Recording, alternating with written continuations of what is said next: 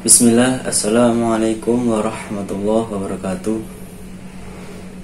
Alhamdulillahilladzi arsala rasulahu bil huda wa dinil haqq liyuzhirahu 'ala ad-dini kullihi wa kafa billahi syahida.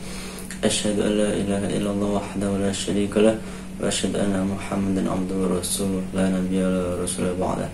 Allahumma shalli 'ala sayyidina Muhammad wa 'ala ali sayyidina Muhammad. Qala Allah Ta'ala fi kitabihil karim, a'udzu billahi minasyaitonir rajim. Ya ayyuhalladzina amanu in tansurullaha yansurkum wa yusabbit aqdamakum. Allahumma hamna bil Qur'an. Alhamdulillah, segala puji bagi Allah yang telah memberikan kita nikmat kesehatan, nikmat iman dengan nikmat yang segitu banyaknya. Kita adalah hamba yang tidak mungkin bisa menghitung nikmatnya. Maka dari itu hanya bersyukurlah yang bisa kita lakukan untuk mensyukuri nikmat-nikmat tersebut. Teman-teman yang dirahmati Allah SWT, alhamdulillah kita sudah masuk pada satu Muharram tahun baru Hijriah 1442 Hijriah. Sudah ada tahun baru, sudah saatnya kita berhijrah dari suatu hal yang buruk untuk menuju ke hal yang baik.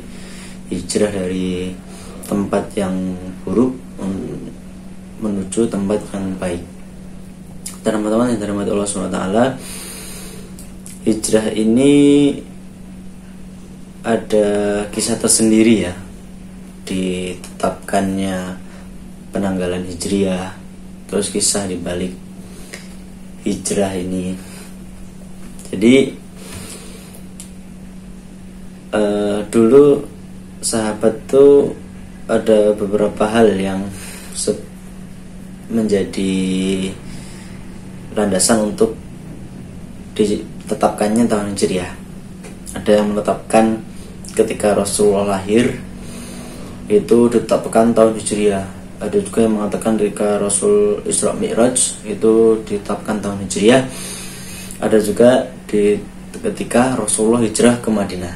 Nah, pendapat yang paling kuat adalah ketika Rasulullah hijrah dari Mekah ke Madinah. Ini mulai awal mula penanggalan tahun Hijriah. Nah, teman-teman yang dirahmati Allah SWT, jadi ada, kalau kita baca sirahnya ya ketika Rasulullah hijrah, ini luar biasa. Atau ketika kita dengar ceramah-ceramah ketika hijrah, ini sangat luar biasa. Jadi kalau pada saat itu latar belakang Rasulullah SAW hijrah ke Madinah itu pastinya atas ketetapan Allah. Di samping itu kondisi kota Mekah itu sudah tidak aman, sudah tidak kondusif. Karena apa? Karena orang kafir Quraisy itu ingin membunuh Rasulullah SAW. Alasannya apa? Kenapa kok Rasulullah dibunuh? Padahal logikanya 40 tahun Rasulullah tinggal di tinggal di Mekah, itu Rasulullah digelari Al-Amin, orang yang paling jujur, paling amanah, pokoknya paling lah pokoknya. Sampai-sampai orang kafir itu kalau nitip barang itu sama Rasulullah, saking amanahnya. Tapi ketika Rasulullah menyampaikan risalah, menyampaikan ketauhidan, menyampaikan untuk menyembah Allah, mereka berdusta paling. Padahal 40 tahun Rasulullah sudah sangat dipercaya sebagai orang yang amanah. Nah, teman-teman yang dirahmati Allah SWT, itu ada yang pertama latar belakangnya kenapa orang kafir Quraisy ingin bunuh, karena dakwah Rasulullah ini sudah menyebar ke Madinah. Jadi orang kafir Quraisy tahu kalau dakwah Rasulullah ini sudah menyebar ke Madinah. Maka dari itu mereka ingin cepat membunuh Rasulullah SAW. Nah, berita ini akhirnya Allah sampaikan melalui malaikat Jibril untuk menyampaikan kepada Rasulullah SAW bahwa malam itu akan orang kafir Quraisy telah mengadakan makar untuk membunuh Rasulullah SAW. Sudah disiapkan para pemuda-pemuda yang gagah perkasa, pemuda-pemuda yang keker, pemuda yang jago dalam membunuh, sudah disiapkan. Dan itulah makar manusia, dan makar Allah itu lebih baik dari mereka. Nah, teman-teman yang dirahmati Allah SWT, jadi pada saat itu Rasulullah tidak tidur semalaman karena terdengar berita seperti itu. Akhirnya Rasulullah menyuruh Ali bin Abi Thalib ketika saat itu masih kecil. Nah, sebelumnya itu kan, sebelum peristiwa hijrah itu, para sahabat itu sudah hijrah duluan ke Madinah. Karena Madinah itu sudah kondusif, mereka sudah hampir semuanya masuk Islam. Dan duta yang pertama yang diutus itu adalah Mus'ab bin Umair. Jadi awal masuk Islamnya warga Madinah itu atas jasa Mus'ab bin Umair kebanyakan. Masya Allah, beliau mengajarkan Islam, mengajarkan baca Quran dan lain-lain. Jadi luar biasa. Jadi sebelum Rasulullah dan Abu Bakar ini hijrah, ini para sahabat itu sudah hijrah duluan. Kalau Umar bin Khattab itu kalau hijrah ngeri. Siapa yang ingin istrinya menjadi janda dan anaknya menjadi yatim, maka hadanglah aku ketika ingin hijrah ke Madinah. Kalau Umar sudah ngomong gitu, nggak ada yang berani. Ya, dulu dengkotnya orang kafir Quraisy kan, kalau sudah masuk Islam sudah, Masya Allah, sudah totalitas. Umar itu tinggi besar. Kalau beliau naik kuda itu kakinya hampir menyentuh tanah. Jadi gede, tinggi, itulah, tinggi besar. Nah, teman-teman yang dirahmati Allah Subhanahu wa taala, jadi sebelumnya Abu Bakar itu ini minta izin sama Rasulullah. Ya Rasulullah, aku minta izin untuk hijrah ke Madinah. Kata Rasulullah, tunggu hai Abu Bakar, aku menunggu wahyu dari Allah untuk hijrah. Dan aku ingin hijrah bersamamu. Karena Rasulullah dan Abu Bakar ini sudah CS lah bahasanya. Jadi Rasulullah ingin hijrahnya bersama Abu Bakar. Akhirnya Abu Bakar membeli 2 ekor unta dan beliau pelihara itu selama 4 bulan untuk persiapan hijrah ke Madinah. Itu Masya Allah, ketika ini hijrah dibelikannya unta untuk hijrah. Nah, akhirnya ketika sampailah di malam untuk pembunuhan makarnya orang kafir Quraisy yang ingin membunuh Rasulullah, itu akhirnya yang disuruh tidur di kamar Rasulullah itu Ali bin Abi Thalib ketika masih kecil. Nah, pada saat pagi-pagi itu orang kafir Quraisy itu sudah berkumpul di depan rumah Rasulullah. Mereka mengepung rumah Rasulullah. Nah, Rasulullah itu masih ada di dalam. Tapi karena mukjizat ya, jadi Allah pada saat itu Allah butakan penglihatan mereka, akhirnya Rasulullah keluar dengan Abu Bakar. Jadi itu Allah alam. Nah, akhirnya ketika orang kafir Quraisy masuk, itu ternyata sudah senangkan, ini sudah depan mata ini Muhammad ini. Akhirnya dibuka selimutnya, ternyata Ali bin Abi Thalib. Kalau zaman sekarang itu orang kafir Quraisy kena prank lah. Bahasanya kena prank. Jadi begitu. Akhirnya setelah itu mereka melakukan pengejaran kepada Rasulullah, bahkan dibawakan seorang yang penciumannya tajam, yang bisa melacak jejak itu. Sampailah Rasulullah SAW dan Abu Bakar bersembunyi di Gua Thur. Nah, di gua itu terjadi kisah yang luar biasa lagi, kisah yang mukjizat lagi.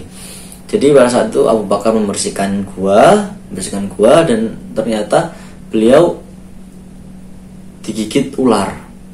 Ada juga yang mengatakan tersengat kalajengking, tapi riwayat yang paling kuat itu digigit ular. Nah, kalau saya mendengar ceramahnya dari Habib Ali, itu kata beliau ular itu ingin melihat Rasulullah karena rindu dengan Rasulullah. Wallahu alam. Karena memang ular itu juga kan makhluknya Allah. Begitu. Nah, akhirnya Rasulullah tidur di pangkuan Abu Bakar, dan Abu Bakar itu menahan rasa sakit. Beliau nggak mau mengganggu tidurnya Rasulullah. Akhirnya air mata Abu Bakar menetes di wajah Rasulullah. Kenapa engkau hai Abu Bakar? Tanganku digigit ular. Kenapa engkau tidak bilang kepadaku? Kata Rasulullah. Sungguh aku tidak sanggup untuk mengganggumu dari tidurmu. Akhirnya Rasulullah ludahi tangan Abu Bakar yang tergigit ular dan akhirnya sembuh. Masya Allah. Kalau kita jangan ngikutin ya. Kita ada teman kita digigit ular diludahi malah tambah parah mungkin. Gitu. Nah, teman-teman yang dirahmati Allah SWT. Nah, akhirnya orang kafir Quraisy sama orang yang ahli dalam melacak jejak itu sudah sampai di depan Gua Sur. Bayangkan. Sudah sampai di depan Gua Sur. Ini tapi kuasa Allah nggak mau Allah nggak mau kekasihnya itu ditemukan oleh orang kafir Quraisy. Akhirnya di depan Gua Sur itu, maka Allah perintahkan laba-laba untuk membuat sarang, dan juga di depannya itu ada burung dara. Ada burung lah, apa burung dara atau burung apa? Bukan mie burung dara ya, tapi burung dara. Apa sih? Nah, jadi begitu. Nah, orang yang disewakan untuk melacak jejak tadi itu sudah sampai di depan Gua Sur, dan Abu Bakar itu ketakutan. Wahai Rasulullah, bagaimana kalau kita ketahuan dengan mereka?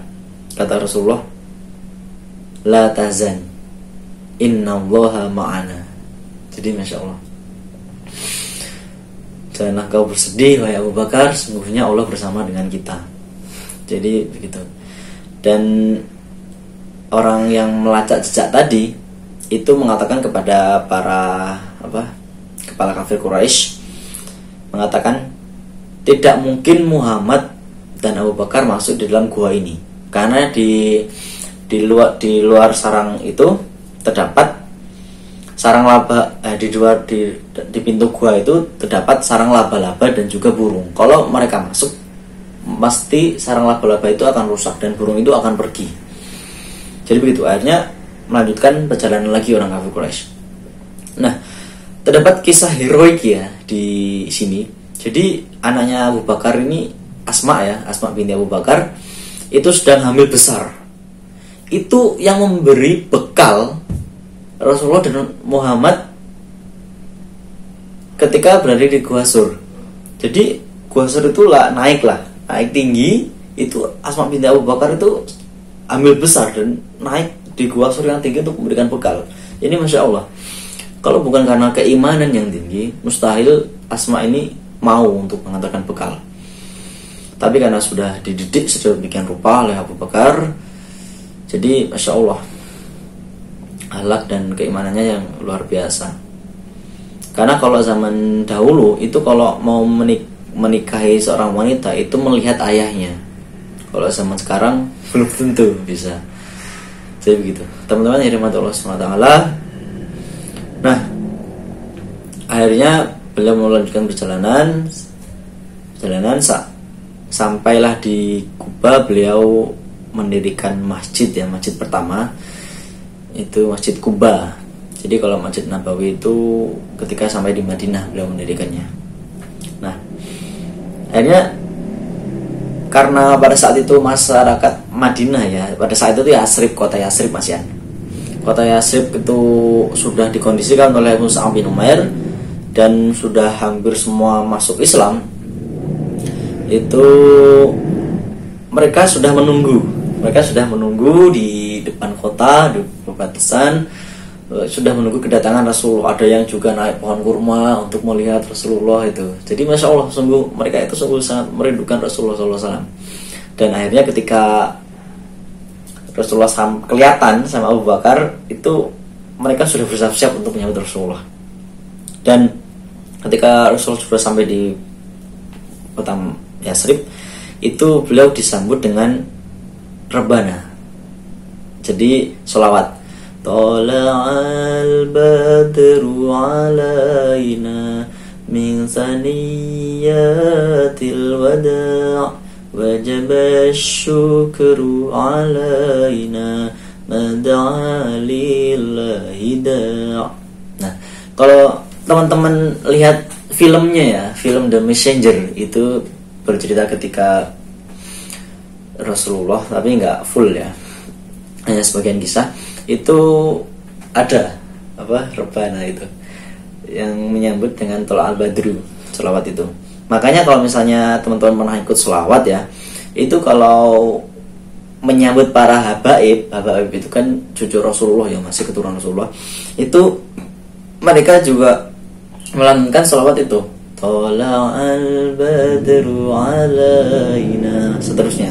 Itu Masya Allah, itu ketika di suasana itu teman-teman bisa saja menitikkan air mata, karena seolah-olah itu menyambut Rasulullah. Kalau kita membayangkan hijrahnya Rasulullah, itu seolah-olah kita tuh seperti menyambut Rasulullah.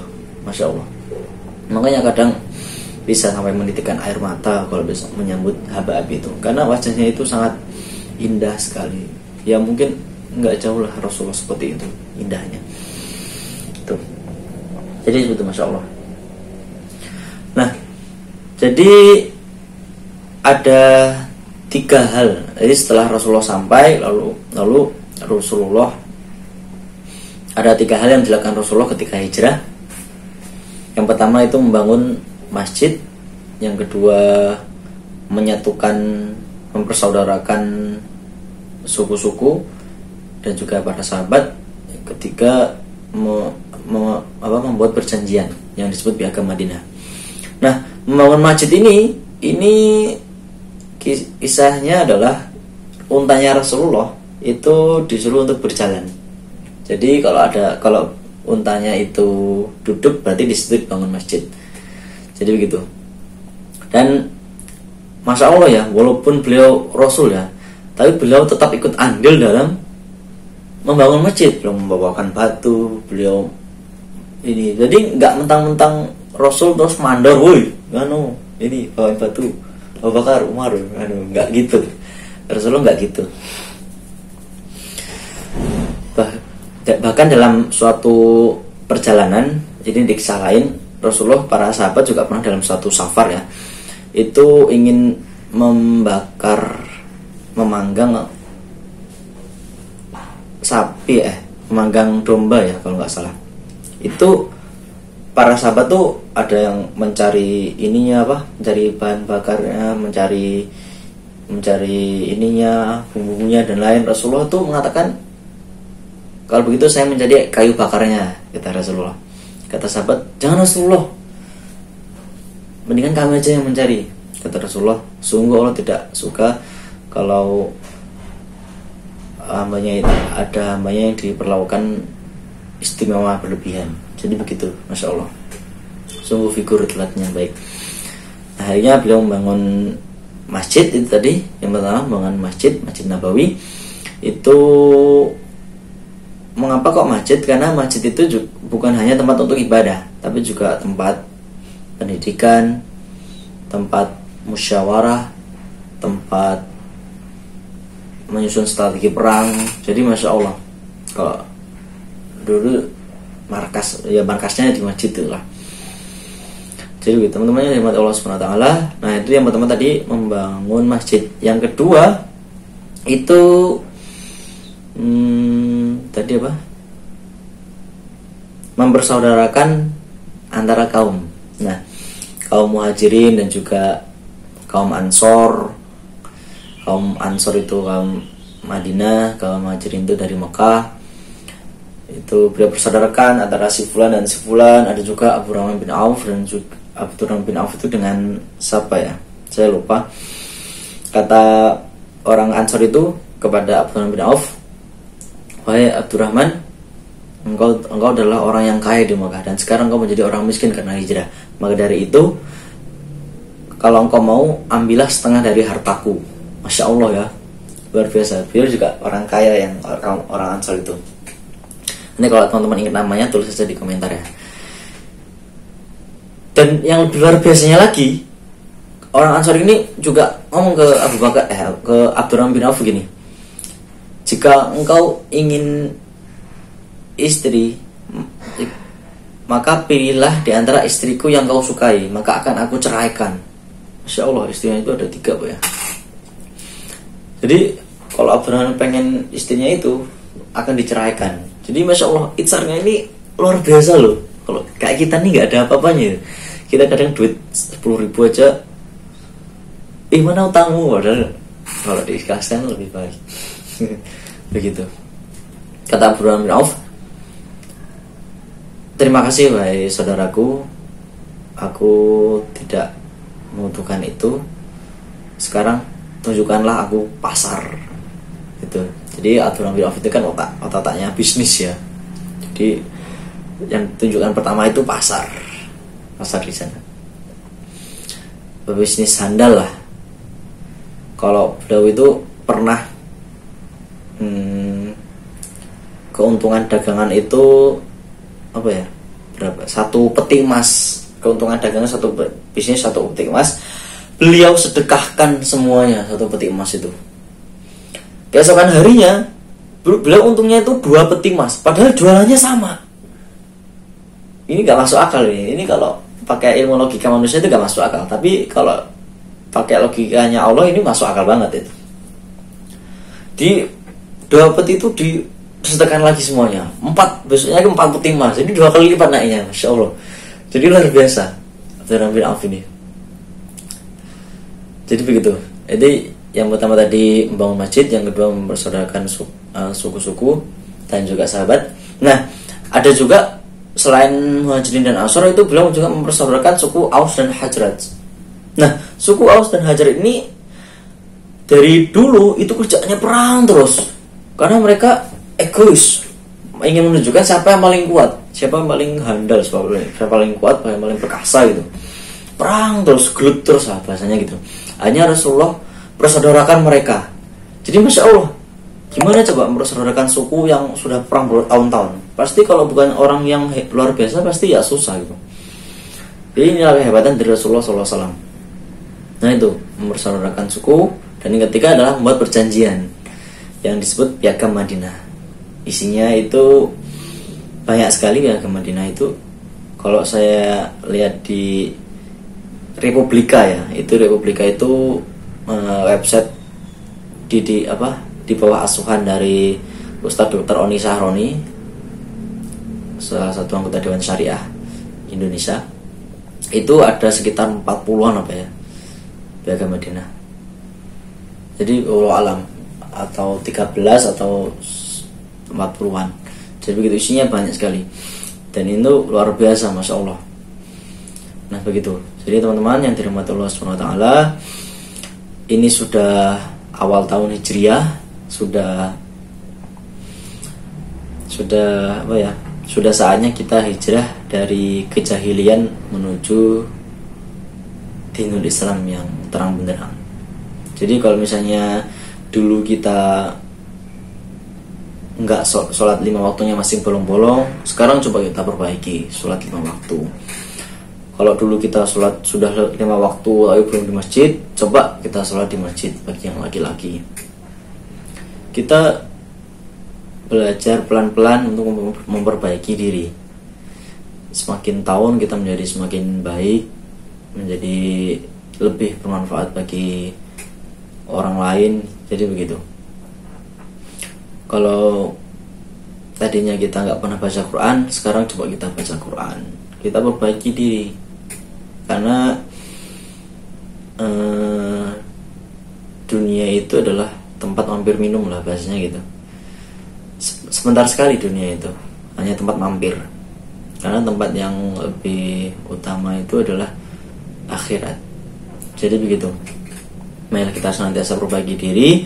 Jangan pernah menganggap diri kita lebih baik dari orang lain. Walaupun mungkin kita sudah sholat 4 rakaat atau 8 rakaat, terus kita melihat orang sholat 2 atau sholat 2 rakaat, jangan pernah menganggap kita lebih baik dari orang itu, karena kita nggak tahu kalau mungkin orang itu punya amalan yang lebih baik dari kita, atau orang itu lebih mulia di mata Allah daripada kita.